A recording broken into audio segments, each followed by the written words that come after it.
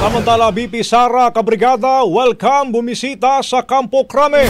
Si PNP Chief General Torre naman iginiit na bahagi na ng operasyon ng PNP ang paggamit ng makabagong teknolohiya. Brigada Cat Austria, ibrigada mo! Brigada! Live report!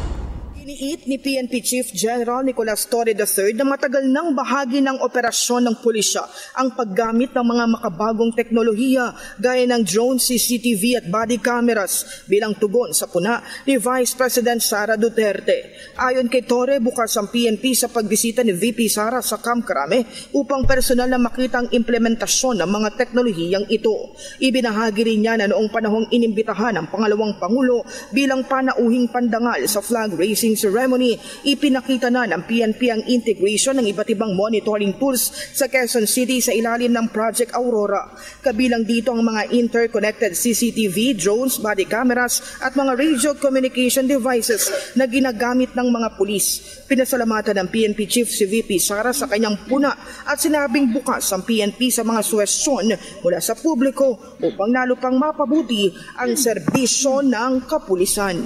In the heart of changing lives, ako si Brigada Cat Austria ng 105.1 Brigada News FM Manila, The Music and News Authority. Bagong-bago, Brigada Balita Nation. Ang bahaging ito ay hatid sa atin ng Maxan Mangosteen Santon Coffee. Max Healthy, Max Sarap.